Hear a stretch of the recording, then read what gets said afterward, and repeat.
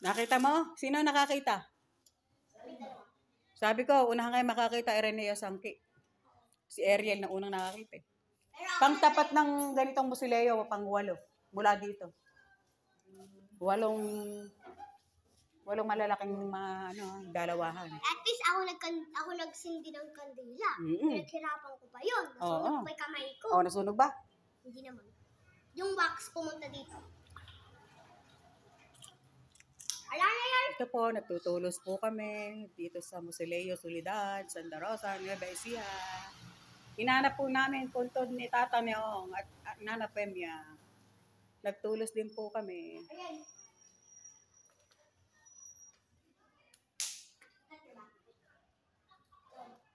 Uy, masusunog yung baraso mo.